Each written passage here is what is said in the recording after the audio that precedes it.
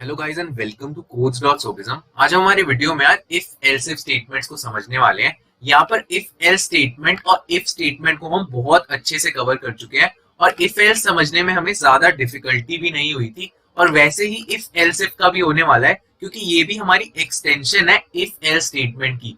अब यहाँ पर अगर आप देखो तो if else statement is use to execute a block of code among two alternatives. हमने यहाँ पर देखा था कि जब हम इफ एल्स स्टेटमेंट को यूज करते थे तो दो ऑल्टरनेटिव्स होते थे हमारे पास, या तो इफ का कोड रन होगा या तो एल्स का कोड रन होगा। इन दोनों में से कोई एक तो जरूर रन होगा और ये चीज इस पे डिपेंड करती है कि अगर हमारी कंडीशन ट्रू हो जाती है तो हमारा इफ का कोड रन हो जाएगा और अगर हमारी कंडीशन फॉल्स हो जाती है तो एल्स का कोड रन होगा। बट प्रोग्रामिंग में और रियल लाइफ में भी ऐसी कंडीशंस आती है जब हमारे पास दो से ज्यादा ऑल्टरनेटिव्स हमें चाहिए। If we need to make a choice between more than two alternatives we use the if else if statement. अब यहाँ पर इफ एल्स इफ को समझो यार। यहाँ पर सिंटैक्स हम देखते हैं। सबसे पहले यहाँ पर होता है इफ स्टेटमेंट। अब ये इफ स्टेटमेंट वही है जो हमने पहले पढ़ा था। अब यहाँ पर होता क्या है, सबसे पहले हमारा इफ का क्लॉज आता है, उसके बाद हम एल्स इफ का क्लॉज लिखते हैं और वहां पर हम अपनी दूसरी कंडीशन को लिखते हैं और उसके बाद एल्स इफ को भी हम वैसे ही लिखेंगे जैसे हमने इफ को लिखा है। बस यहाँ पर डिफरेंस ये होता है कि हम एल्स लगा देते हैं और इन दोनों के बीच में एक गैप भी होगा। एल्स इफ हमने लिख दिया और अगर ये एल्स इफ का भी हमारा काम नहीं हो पाया तब हम एल्स को भी लिखते हैं। अब ये ऑल्टरनेटिव्स के बारे में हम समझते हैं। यहाँ पर होगा क्या, सबसे पहले ये कंडीशन 1 पर आता है। इस क्रोनोलॉजी को आप समझना कि ये कंडीशन 1 पे पहले आएगा और इफ को चेक करेगा। अगर ये कंडीशन 1 ट्रू हो जाती है तो ये कोड ब्लॉक 1 जो है उसको इवेल्युएट कर देगा। बट अगर ये कंडीशन फॉल्स हो गई तभी ये यहाँ पर इस एल्स इफ पे जाएगा। आप ये देखो कि अगर ये कंडीशन ट्रू हो गई और ये वाला कोड ब्लॉक रन हो गया तो इन दोनों चीजों को वो डायरेक्टली स्किप कर देगा और हमारे कोड में वो आगे बढ़ जाएगा। बट अगर ये फॉल्स होता है तभी ये एल्स इफ पर जाता है। अब ये एल्स इफ पे जब आया तो इसके पास दूसरी एक कंडीशन होने वाली है। अब ये दूसरी कंडीशन को जब इवेल्युएट करेगा तो अगर इसे ट्रू मिलता है तो ये एल्स इफ का कोड रन कर देगा और ये इफ और जो एल्स का कोड था वो हमारा स्किप हो जाएगा। बट अगर ये फॉल्स हो जाता है तो हमारे एल्स पे ये आता है और अब यहाँ पर कोई कंडीशन चेक नहीं होगी, बस ये सीधा एल्स का कोड रन हो जाएगा। और यहाँ पर भी आप ये चीज समझो कि ये जो एल्स इफ और एल्स होते हैं ये ऑप्शनल होते हैं और हम यहाँ पर भी एल्स को हटा सकते हैं अगर हम चाहे तो। और अगर हमारा कोड ऐसा होगा तो इसमें क्या होगा, इफ का कंडीशन चेक होगी और ये फॉल्स हुआ तो ये एल्स इफ में जाएगा और अगर ये वाला भी हमारा फॉल्स हो जाता है तो हमारा कोई भी कोड रन नहीं होगा और दोनों स्किप हो जाएंगे और हमारा कोड आगे बढ़ जाएगा। बट यहाँ पर एल्स का कोड इसीलिए लगता है कि अगर ये दोनों कंडीशन फॉल्स हो गई तो हम यहाँ पर कुछ और भी प्रिंट करवा सकते हैं। अब यहाँ पर एग्जाम्पल्स है हमारे जिससे हमें समझना है ये if else if statement. But यहाँ पर कुछ बेसिक बातें और भी मैं आपको बता देता हूँ। अगर मैं यहाँ पर लिखूं इफ और यहाँ पर मैं 1 लिख दूं और यहाँ पर मैं सी आउट कर देता हूँ इफ ब्लॉक और उसके बाद मैं यहाँ एंडल कर देता हूँ। अब आप देखो अगर मैं प्रोग्राम को रन करता हूँ तो ये इफ का ब्लॉक तो चलेगा ही और उसके बाद हमारा प्रोग्राम आगे बढ़ जाएगा। पहले मैं इन चीजों को कमेंट कर देता हूँ यार। यहाँ पर होगा क्या, अगर मैं इसे रन कर रहा हूँ तो आप यहाँ देख सकते हो इफ ब्लॉक रन हो जाएगा हमारे टर्मिनल में। बट यहाँ पर हमारे पास मान लो एक और कंडीशन है और वो कंडीशन हमारी ट्रू होती है बट ये वाली कंडीशन हमारी फॉल्स हो जाती है। अब उस कंडीशन को हम अगर रन करना चाहते हैं तो हम यहाँ पर एल्स इफ का ब्लॉक भी बना सकते हैं। एल्स इफ का ब्लॉक जब हमने बनाया और यहाँ पर एंडल किया और अब मैं अगर इसे रन करता हूँ तो आप यहाँ पर देखो एल्स इफ का कोड रन हो जाएगा और हमारा इफ का कोड जो है वो हमारा स्किप हो जाता है। बट अगर ये वाली वैल्यू भी 0 हो जाती है मतलब फॉल्स हो जाती है और अब हम इसे रन करते हैं तो आप यहाँ पर देखोगे कि कुछ भी प्रिंट नहीं होगा और दोनों कोड हमारे स्किप हो गए। और इसीलिए हमारा एल्स का भी सिग्निफिकेंस होता है और एल्स में हम यहाँ पर सी आउट करवा सकते हैं कि यहाँ पर एल्स का जो भी काम होगा वो हो जाएगा और मैं एंडल कर देता हूँ। और अब अगर इसे मैं रन करता हूँ तो आप यहाँ पर देखोगे कि एल्स का ब्लॉक रन हो गया है। और जब एल्स इफ की बात करी जाए तो इसमें भी सेम रूल्स अप्लाई होते हैं जो इफ में होते थे। हमने देखा था कि ये नोट्स में अगर हमारा एम्प्टी ब्लॉक होगा तो भी हमारा कोई एरर नहीं आएगा, इसे भी हम एम्प्टी रख सकते हैं और अगर ये ब्लॉक रन हुआ तो हमारा एरर नहीं आता। और वैसे ही अगर सिंगल लाइन स्टेटमेंट है तो हम यहाँ पर इस ब्रेसेस को नहीं लगाएंगे तो भी हमारा काम चल जाएगा। और एक और चीज यहाँ पर मैं बताना चाहूंगा यार, अगर हमारे पास 2 से ज्यादा कंडीशंस हो जाती है तो हम यहाँ पर एक और बार एल्स इफ को लगा सकते हैं और एक थर्ड कंडीशन को भी हम यहाँ पर लिख सकते हैं। और अब यहाँ पर मैं सी आउट कर दूंगा एल्स इफ सेकेंड ब्लॉक, और एल्स इफ का जो सेकेंड ब्लॉक है वो भी हम यहाँ पर यूज कर सकते हैं। और एल्स इफ को हम कितनी भी बार बना सकते हैं। अगर हमारे पास 50 कंडीशंस है तो हम यहाँ पर 50 बार लिख सकते हैं और उसके बाद हम एल्स को बना सकते हैं। अब यहाँ पर ये कंडीशन आप देखो ट्रू है, तो अगर इस कोड को अगर आप रन करोगे तो आप देखोगे ये सिंगल एल्स इफ का जो सेकेंड ब्लॉक है वही रन होगा। और गौर करने वाली बात यहाँ पर यही है यार कि हमारा हमेशा एक ही ब्लॉक रन होता है। ये पूरा एल्स इफ का जो लैडर है इसमें से एक ही ब्लॉक हमेशा रन होगा और एक क्रोनोलॉजी के साथ ही ये चलता है। सबसे पहले वाली कंडीशन को चेक करता है, ये फॉल्स होता है जब भी ये सेकंड पे आता है, और अगर ये ट्रू हो जाता है तो ये नीचे का पूरा कोड स्किप कर देगा। अब एक चीज अगर आप और देखो कि ये एल्स इफ का कोड भी 1 है और इफ का कोड भी 1 है, ये तीनों कंडीशंस अगर 1 है तो हमारा क्या होना चाहिए। यहाँ पर कंट्रोल एस से सेव करके अगर मैं रन करूं तो आप यहाँ देखोगे इफ ब्लॉक रन हो गया और ये सारी चीजें स्किप हो गई है।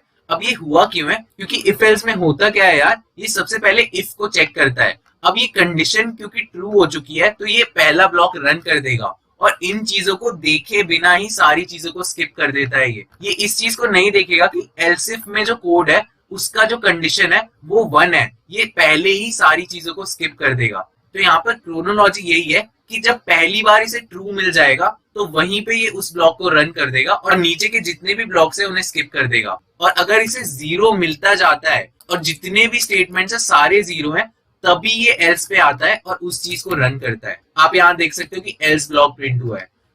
तो आई होप ये एग्जाम्पल आपको समझ आया हो। इस चीज को मैं हटा देता हूँ और एक फ्लो चार्ट के थ्रू ये आपको मैं पूरा समझाता हूँ। यहाँ पर हमारा प्रोग्राम जब स्टार्ट होगा, स्टार्ट होके ये इफ पर आता है, यहाँ पर एक कंडीशन को ये चेक करने वाला है। ये हमारी कंडीशन होगी 0। अभी 0 का मतलब ये है कि ये फॉल्स है। अब ये फॉल्स है तो ये करेगा क्या, यहाँ पर एक तो ट्रू के लिए हमारा होता है और एक हमारा फॉल्स के लिए अलग अलग पाथ्स होते हैं। अब अगर ये ट्रू होता तो ये यहाँ पर आता, इसकी वैल्यू अगर 1 होती तो ये यहाँ पर आता, बट इसकी वैल्यू अभी फॉल्स है तो ये यहाँ पर जाएगा। अब इसके फॉल्स होने के बाद ये एक और कंडीशन को चेक कर रहा है जो कि हमारी एल्स इफ की कंडीशन है, और ये भी 0 और 1 में से कुछ भी हो सकती है। और यहाँ के इवैल्यूएशन से पहले हम ये देख लेते हैं कि अगर हमारी फर्स्ट कंडीशन ट्रू हो जाती तो ये करता क्या, ये हमारे इफ के ब्लॉक को रन कर देता और उसमें जितनी भी स्टेटमेंट्स है सारी रन हो जाती, और उसके बाद ये सारी चीजों को स्किप करते हुए सीधा एंड पर आ जाता। और वैसे ही यहाँ पर जब एल्स इफ के बारे में मैं बात करूं तो ये भी हमारा ट्रू हो सकता है और हमारा फॉल्स हो सकता है। और अगर ये ट्रू हो जाता तो ये अपने एल्स इफ के ब्लॉक को चला देता, एल्स इफ का ब्लॉक चलता और उसके बाद क्या होता, ये सीधा एंड पे आ जाता और इन सारी चीजों को स्किप कर देता। अब लेकिन ये अगर फॉल्स है, क्योंकि यहाँ पर आप देख सकते हो कि ये 0 वैल्यू है, तो फॉल्स होने की वजह से ये क्या करेगा, सीधा एल्स पे जाएगा और कोई कंडीशन चेक नहीं करेगा, ये एल्स के ब्लॉक को चला देगा। और एल्स के ब्लॉक में जितना भी काम होगा, जो भी स्टेटमेंट्स होगी, वो सारी रन होने के बाद एंड हो जाएगी। तो आप यहाँ पर इस प्रोग्राम में देखो यार, हमारे पास 3 अलग अलग पाथ्स बन रहे हैं। ये स्टार्ट से पहले इफ ब्लॉक की तरफ जाते हुए अपनी फर्स्ट पाथ को डिफाइन कर सकता है, बट अगर ये फॉल्स हो जाता है तो यहाँ से हमारे पास 2 पाथ बन जाते हैं। एल्स इफ का एक पाथ होता है जो हमारा सेकेंड पाथ है, और एक हमारा एल्स का पाथ होता है जो हमारा थर्ड पाथ बन जाता है। तो ये हमारा फ्लो चार्ट हो गया। और इफ एल्स इफ स्टेटमेंट को हमने समझा। अगर हमारे पास एल्स इफ की स्टेटमेंट्स बढ़ती जाती, मान लो यहाँ पर एल्स इफ बहुत सारे होते और उसके बाद एल्स होता और उसके पहले इफ होता, ये चीज भी गौर करने वाली है। ये चीज आप याद रखना कि एल्स इफ को भी आप इंडिपेंडेंटली नहीं बना सकते हो। सबसे पहले हमारी इफ की कंडीशन ही होती है और उसके बाद ही आप एल्स इफ की कंडीशन को बना सकते हो। अगर आप डायरेक्टली एल्स इफ को लिखोगे अपने प्रोग्राम में तो वो भी एरर थ्रो करेगा, क्योंकि वो एक्सपेक्ट करेगा कि उससे पहले आप एक इफ की स्टेटमेंट बनाओ, और ये जो पूरा कोड है ये एक सिंगल एंटिटी जैसे ही काम करेगा।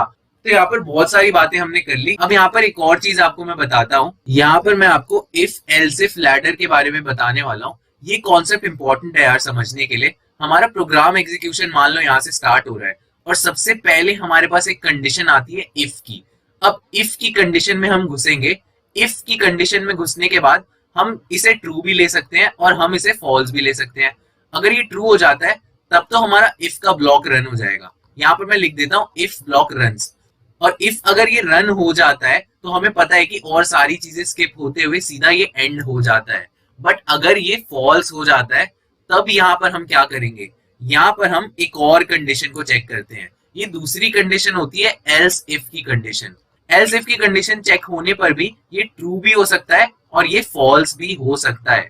अब ये अगर ट्रू हो गया तो हमें पता है कि एल्स इफ का जो ब्लॉक है वो रन हो जाएगा और उसके बाद ये एंड हो जाएगा और सारी चीजों को स्किप कर देगा।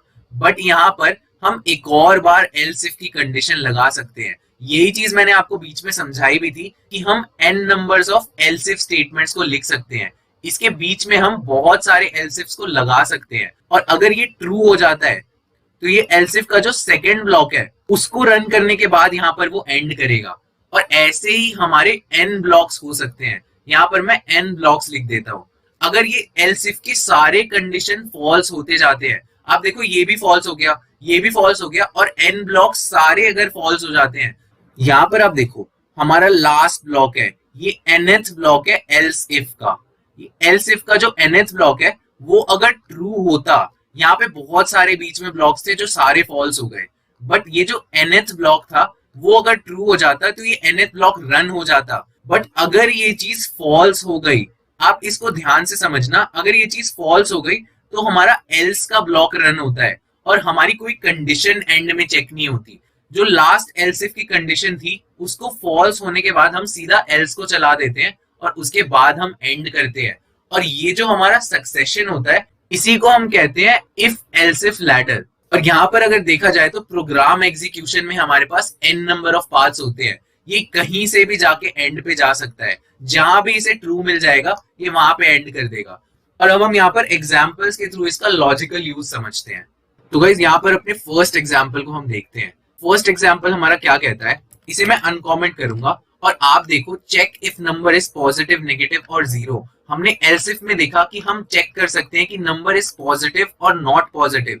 और उसके पहले जब हमने इफ की बात करी थी तो वहां पर हमने एक एग्जांपल देखा था जहां पर हम चेक कर सकते थे कि नंबर पॉजिटिव है। वहां पर हमारे पास एक ही ऑप्शन था, मतलब इफ का ऑप्शन था। और जब हमने इफ एल्स देखा था तो वहां पर हमारे पास दो ऑप्शंस थे, या तो वो नंबर पॉजिटिव है या तो वो नंबर पॉजिटिव नहीं है। बट यहाँ पर जब हम इफ एल्स इफ की बात कर रहे हैं तो यहाँ पर हम तीन ऑप्शंस लेके चल रहे हैं, या तो वो नंबर पॉजिटिव होगा, या तो वो नंबर नेगेटिव होगा और या तो वो नंबर जीरो होगा। अब इन तीनों में से कोई एक चीज हमें प्रिंट करानी है तो बेसिक सा लॉजिक लगा सकते हो। यहाँ पर आप नंबर बनाओगे, उसके बाद आप सी आउट करोगे और हमारा यूजर कोई भी इंटीजर एंटर कर सकता है। कोई नेगेटिव इंटीजर भी हो सकता है, कोई पॉजिटिव भी हो सकता है और वो जीरो भी हो सकता है। अब यहाँ पर हम इफ की एक कंडीशन बनाते हैं। हमने बोला if number is greater than zero, तो हम इफ में घुस जाएंगे और you entered a positive number और उसके बाद वो नंबर प्रिंट हो जाएगा। अब इफ की कंडीशन अगर रन हो जाती है, मतलब हमने अगर एक पॉजिटिव नंबर डाला होगा तो ये सारी चीजें स्किप हो जाएगी। बट मान लो कि ये कंडीशन ट्रू नहीं हो सकती, तो अब यहाँ पर वो नंबर जीरो भी हो सकता है और वो नंबर हमारा नेगेटिव भी हो सकता है। तो हम सेकेंड कंडीशन को चेक करते हैं यार। सेकेंड कंडीशन मैं ये बोल देता हूँ कि अगर वो नंबर जीरो से कम हुआ तो आपको पता चल जाएगा कि वो नंबर एक नेगेटिव नंबर है। और अगर ये दोनों कंडीशंस ही फॉल्स हो जाती है तब हमारा एल्स पे कोड आएगा। तो हम यहाँ लिख सकते हैं कि यू एंटर्ड जीरो। अब इसे कंट्रोल एस से सेव करके अगर मैं रन करूं, यहाँ पर मैं इंटीजर 23 डाल देता हूँ, तो आप यहाँ पर देखोगे कि 23 डालने पर क्या हुआ, इफ की कंडीशन ट्रू हो गई, number is greater than zero हो गया और यहाँ पर you entered a positive number 23 print हो गया। अब मैंने यहाँ पर इसे फिर से रन किया और अब मैं यहाँ पर -23 डाल दूं तो ये कहेगा you entered a negative number. यहाँ पर हुआ क्या होगा, इफ की कंडीशन फॉल्स हुई होगी, फिर ये एल्स इफ में जब गया तो ये वाली कंडीशन ट्रू हो गई, तो ये वाला हमारा नंबर प्रिंट हो गया। अब यहाँ पर मैं थर्ड एग्जांपल दिखाता हूँ। अब मैं इंटीजर को सीधा जीरो डाल देता हूँ। यहाँ पर क्या हुआ, इफ की कंडीशन भी फॉल्स हो गई, एल्स इफ की कंडीशन भी फॉल्स हो गई और उसके बाद यहाँ पर एल्स की कंडीशन चली है। अब मैं इस प्रोग्राम को कमेंट करता हूँ और हम चलते हैं नेक्स्ट एग्जांपल पे। सेकेंड एग्जांपल हमारा कह रहा है कि check if x is greater than, equals to और लेस देन y। अब यहाँ पर पीछे आप एल्स इफ में चलो। यहाँ पर हमने एग्जांपल देखा था जहां पर x या तो ग्रेटर देन इक्वल टू हो सकता है या वो लेस देन y हो सकता है। यहाँ पर दो ही ऑल्टरनेटिव्स थे हमारे पास, बट सेम एग्जांपल को हम इस तरीके से भी कर सकते हैं। या तो यहाँ पर x ग्रेटर होगा और सेकेंड ऑल्टरनेटिव है कि x हमारा लेस भी हो सकता है और यहाँ पर x इक्वल भी हो सकता है। तो उस हिसाब से यहाँ पर हमने कंडीशंस बनाई है और एल्स इफ का एक अच्छा यूज यहाँ पर दिखता है कि x अगर 20 है और y हमारा 18 है तो हमें चेक करना है कि x ग्रेटर है या इक्वल है या लेस है। तो हम यहाँ पर सबसे पहले क्या लॉजिक लगा सकते हैं, हम बोल सकते हैं कि अगर x बड़ा हो गया y से तो आप प्रिंट कर दो कि x is greater then y, और अगर ये कंडीशन ट्रू होती है तो ये चीज हो ही जाएगी। अब एल्स इफ में ये जाएगा और पूछेगा x अगर छोटा है, x is less than y है, तो आप ये वाली चीज प्रिंट कर दो। और अब ये दोनों ही अगर फॉल्स हो जाते हैं तो सिंपल सी बात है कि x इक्वल्स y होगा। और अब मैं इसे अगर रन करता हूं तो आप यहाँ पर देखोगे x is greater then y आ रहा है। और अगर मैं इसे 188 कर दूं, 189 मैंने कर दिया, तो आपका आउटपुट आएगा x is less than y।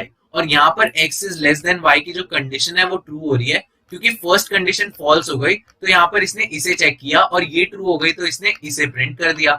अब यहाँ पर एक और एग्जांपल देख लो, इसे मैं अगर 20 कर दूं तो आप देखोगे कि दोनों इक्वल हैं और हमारा x is equal to y print हो जाएगा, क्योंकि ये पहली दोनों कंडीशंस ही हमारी फॉल्स हो गई है। अब इसे वापस 18 कर देता हूं और आगे नेक्स्ट एग्जांपल्स को हम समझते हैं। कोड को मैंने वापस कमेंट किया और अब हम अपने थर्ड एग्जांपल पर आ रहे हैं। ये एग्जांपल भी बड़ा इंटरेस्टिंग है यार। अब यहाँ पर ये कहता है कि greet the person according to time, और यहाँ पर एक टाइम नाम का वेरिएबल बनाया हुआ है। अब ये टाइम हमारा इंटीजर टाइप का है, तो ये टाइम क्या सेव कर रहा है मैं ये आपको समझा देता हूँ। हमें पता है कि टाइम में एक आवर्स भी होता है, तो हमारी जो क्लॉक होती है वो 0 से लेकर 23 तक जा सकती है। तो यहाँ पर आप वही चीज कंसिडर कर लो कि ये जो टाइम वेरिएबल है ये इंटीजर टाइप का है, तो ये आवर्स को स्टोर कर रहा है। मतलब यहाँ पर अगर 22 लिखा है तो यहाँ पर 10 PM टाइम हो रहा होगा, रात के यहाँ पर 10 बज रहे होंगे। अगर यहाँ 23 होता तो यहाँ पर रात के 11 बज रहे होते, और अगर यहाँ पर 11 होता तो यहाँ पर 11 AM हो रहा होता। तो इसी हिसाब से आप इस एग्जाम्पल को समझो। यहाँ पर हमने 22 वापस कर दिया और हमारा जो आवर्स में टाइम है वो सेव हो रहा है इस टाइम वेरिएबल में। अब हमें ये चीज पता है कि अगर टाइम 12 से कम है तो हम यहाँ पर गुड मॉर्निंग बोल सकते हैं। तो हम अपने टाइम के बेसिस पे अलग अलग कंडीशंस के हिसाब से अलग अलग आउटपुट दे सकते हैं। अगर वो सुबह है तो हम गुड मॉर्निंग बोल सकते हैं, और सुबह का जो कंडीशन है वो टाइम लेस देन 12 होगा। अब एल्स इफ में आएगा, अगर ये टाइम 12 से ज्यादा हो गया तो ये देखेगा कि क्या टाइम 18 से कम है, मतलब शाम के 6 बजे से अगर कम है तो आप यहाँ पर गुड आफ्टरनून बोल दो। अब यहाँ पर दोनों ही अगर फॉल्स हो जाते हैं, मतलब 6 से ज्यादा हो चुका है टाइम, तो हम यहाँ पर सीधा एल्स में घुस जाएंगे, कोई भी कंडीशन चेक नहीं होगी, हम सीधा बोल देंगे कि गुड इवनिंग आप प्रिंट करवा दो। और अब मैं इसे अगर रन करके दिखाऊं तो आपको यहाँ पर आउटपुट में दिखेगा कि गुड इवनिंग प्रिंट हो रहा है, क्योंकि टाइम अभी 22 था। अगर मैं इसे 10 कर देता हूँ तो सुबह के 10 बज रहे हैं और हम गुड मॉर्निंग प्रिंट करेंगे। और अगर इसी चीज को मैं 13 कर देता हूँ, मतलब दोपहर के 1 बज रहे हैं, तो अब यहाँ पर हमारा गुड आफ्टरनून आ जाएगा। ये बड़ा लॉजिकल सा एग्जांपल था जिसको यूज करके मैंने आपको समझाया कि इफ एल्स इफ स्टेटमेंट को हम अलग अलग जगहों पे कैसे यूज कर सकते हैं। अब मैं एक और एग्जांपल देता हूँ। अब एज वाला एग्जांपल है, और ये वही एग्जांपल है जो हमने यहाँ पर इफ में पढ़ा था। इफ में हमने पढ़ा था कि अलग अलग टाइप की एजेस के लोगों को हम डिवाइड कर सकते हैं अडल्ट, चाइल्ड, मिडिल एज या फिर ओल्ड एज की कैटेगरी में, और हमने बस इफ स्टेटमेंट का यूज करके इस काम को करवाया था। अब हम इसी एग्जांपल को देखने वाले हैं इफ एल्स इफ स्टेटमेंट के साथ। यहाँ पर आप देखो, इस चीज को मैं अनकॉमेंट कर देता हूं और पहले मैं ऊपर वाले कोड को कमेंट कर देता हूं यार। यहाँ पर हमने देखा कि सेम कोड को हम इफ एल्स इफ के साथ कर रहे हैं, और मैं आपको डिफरेंस भी बताऊंगा इन दोनों चीजों में। यहाँ पर सबसे पहले क्या हो रहा है, हमें एज एंटर करवानी है अपने यूजर से। हमारे यूजर ने एज एंटर कर दी, हमने वेरिएबल भी बना दिया और सी इन भी कर लिया। अब यहाँ पर आगे हमें क्या करना है, हमें ये चीज पता थी, हमें यहाँ पर कंडीशंस पता थी। अब ये चीज मैं कॉपी करके वहां पे प्रिंट कर सकता हूँ। कंट्रोल सी से कॉपी करूंगा और यहाँ पर मैं प्रिंट करूंगा। अगर ये पर्सन हमारा 0 से 17 है तो चाइल्ड होगा, तो हम यहाँ पर सिंपल लिख सकते हैं कि if age is less than equal 17 तो द पर्सन इज चाइल्ड, हमने प्रिंट कर दिया। अब यहाँ पर जब पर्सन चाइल्ड हो गया है तो हमें दूसरी चीजें चेक करने की जरूरत ही नहीं है, और वही सिग्निफिकेंस है यहाँ पर इफ एल्स इफ का। इफ में यहाँ पर क्या हो रहा था कि ये सारे इफ कंडीशंस को चेक कर रहा होगा। आप यहाँ पर ये मानो कि एज हमारी 16 है, अब एज 16 है तो हम इफ में जाएंगे। अब ये पहली वाली कंडीशन है वो ट्रू हो चुकी है। अब ये ट्रू होने की वजह से ये इफ का कोड चल चुका है। अब ये इफ का कोड जब चल चुका है तो हमें इन कोड्स की तो जरूरत है ही नहीं, तो ये सारे स्किप होने चाहिए। बट यहाँ पर हमने बस इफ का यूज किया है।